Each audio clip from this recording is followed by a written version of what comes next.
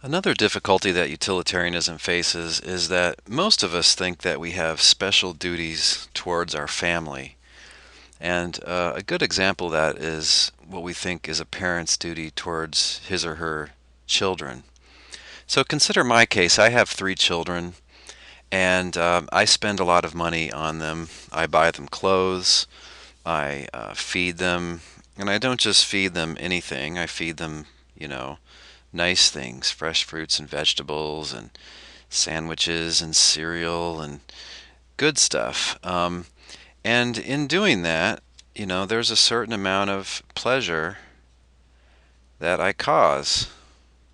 There's a certain amount of pleasure and lack of pain that I cause in spending, I don't know, suppose I spend $200 a month on my kids.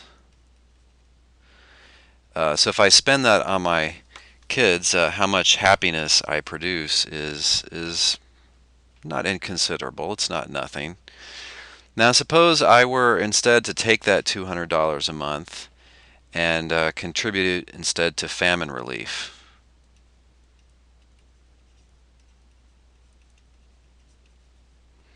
How much pleasure would I cause then? Well, that $200 could be used to buy a lot of gruel, a lot of thin porridge, and that could be given to not just three children, but to 20 children, and they would really, really enjoy that porridge because they're really hungry, and it would really make their parents and relations happy as well. Looks like I could bring about more happiness by taking that $200 instead of feeding and clothing my kids with it every month. Give that money to famine relief instead, and let my kids fend for themselves. I mean, look, I want to do what's right, and it looks like what's right here is not taking care of my kids. Now, there seems to be something wrong about this. This seems to be another case where Mill's theory gives us the wrong answer.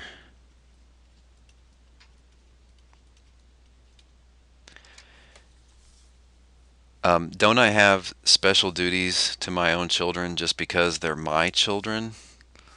Wouldn't it be wrong of me to neglect my own children just because I can bring about more happiness helping others? Arguably so.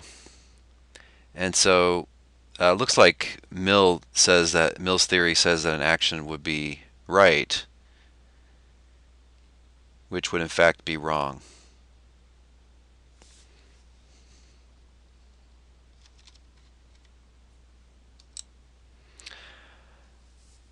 Another interesting issue is promise keeping. So imagine that you're one of the mourners here, and your Uncle Ed is about to expire, and before he dies, he says, "Sonny, come here. I want to ask you something." You say, "Yes, Uncle Ed, what is it? I'll do anything for you." "Sonny, please take this $50 and put flowers on my dead cat's grave." Ah! And then he dies. Those are his last words. But before he dies, you say, "Yes, Uncle Ed, I promise. I swear to God, I will keep my word and put that $50 worth of flowers on your dead cat's grave." Okay, only you and he heard this promise. None of the other people heard it. So you have two options here. You can keep the promise or you can break the promise. Now suppose you keep the promise. How much happiness are you going to cause?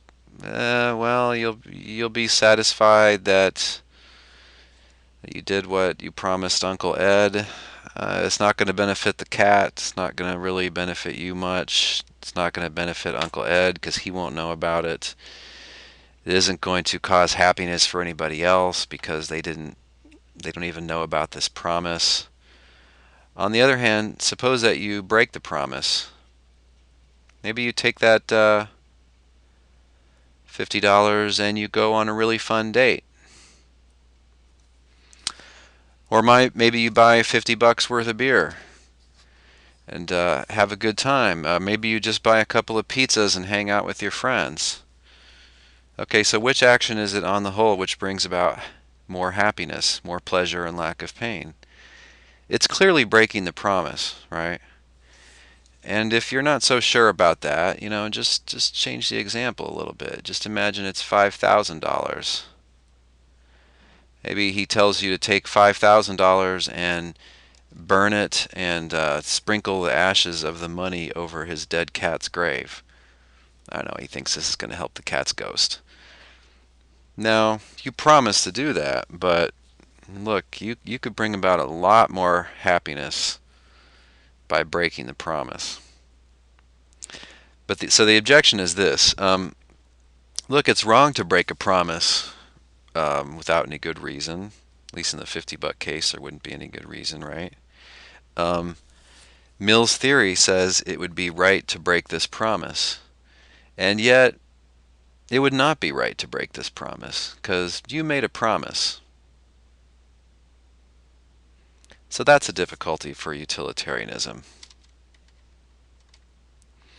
Now, we've just gone through a whole litany of objections to utilitarianism, and I don't want to give you the idea that I've just killed the theory for all time, that I've absolutely refuted it.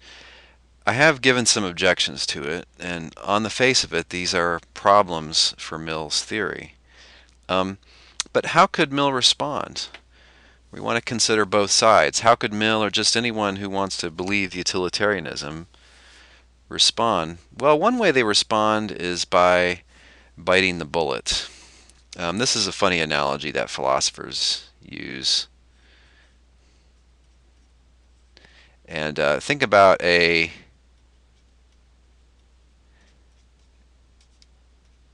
bad Western movie where a cowboy gets shot and the doctor's going to take the bullet out, but it's the 1800s, so they don't have any pain medication, and so they'll give the guy something to bite down on. Sometimes he bites down on the leather belt, or they'll give him a bullet to chew on while they're digging the bullet out. So biting the bullet is where you just take an objection like the ones we've been giving and say, yeah, I just accept the consequence. My theory does imply that that action is right or wrong, and I know it's weird, but I'm just going to accept that. So biting the bullet would be, yes, it would be right to put on the torture show. Yes, it would be right to run the inhospitable hospital. It is just as good to give a lying compliment as a sincere compliment. It is right to take money that you would normally use to take care of your children and give it to famine relief. And it would be right to break the promise. Now, this is kind of unsatisfying. It just seems to be a way of being stubborn. It'd be better if we could do something to take the sting out of the examples, to show why they don't really cause a difficulty for the theory. So another kind of response is to claim that the objector is overlooking relevant consequences. Now, how does this go? Well, they would say, you might think that Mill's theory says, for instance, it's right to run the inhospitable hospital because you cause more pleasure by distributing all those healthy body parts and organs than you would pain. But look, if you ran the inhospitable hospital, pretty soon people wouldn't go to the hospital anymore. They'd be afraid that they were going to be one of those victims, that they would just disappear. And then if people didn't go to the hospital anymore, there would be untold human suffering. And so the argument is actually running the inhospitable hospital would cause, on the whole, a ton of unhappiness, a lot more unhappiness than happiness. Because when people find out about this, they won't go to hospitals anymore. It'll be back to primitive times.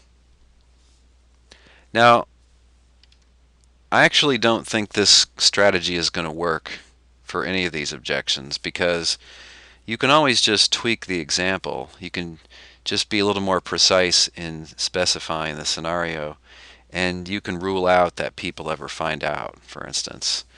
So let's just suppose that this is a perfect conspiracy, that only a few people know about the inhospitable hospital, and that no one ever finds out, and that the public continues to use hospitals just as they did before.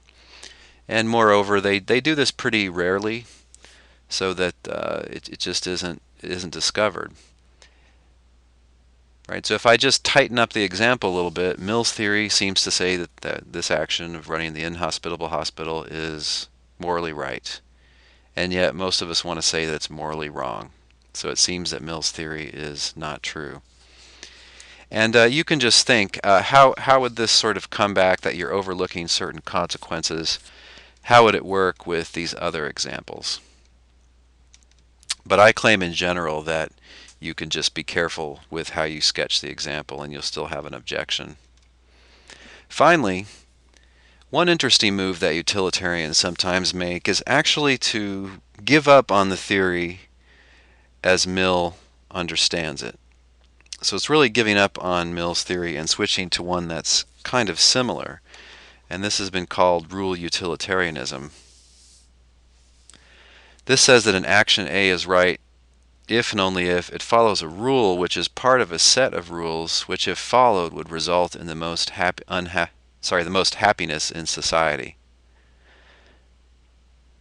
So it would not be right to run the inhospitable hospital because that action isn't following a rule which is part of an ideal set of rules. Now this does get around, I think, all the examples so far. Maybe if there's an ideal set of rules which most increases human happiness, then those rules would forbid breaking promises, and they would enjoin that you have special duties to your family, that you should only tell the truth when you give compliments, and so on. Of course, this is a different theory than Mill's theory.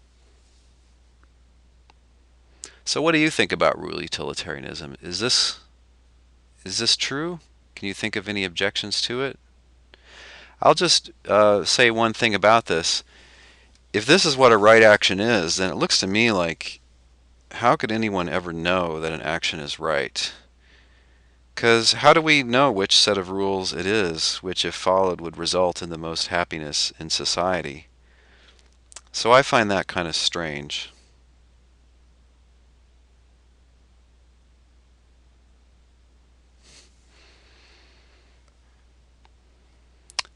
Okay, so we've looked at a theory, we looked at objections to it. Of course, the question is, what do you think? Do you think the greatest happiness principle is true?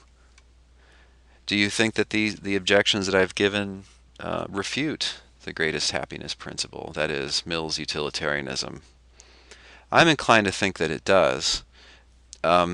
Maybe there's a way around some or all those examples, and maybe real utilitarianism is better off. Although it seems to have the worrying consequence that it makes what's right and wrong unknowable. Of course, you might have thought that about utilitarianism anyway, because you're supposed to consider the happiness of any creature that could possibly be affected by your action. So it might be actually pretty hard to know, even with Mill's original theory, whether an action on the whole produces happiness or not.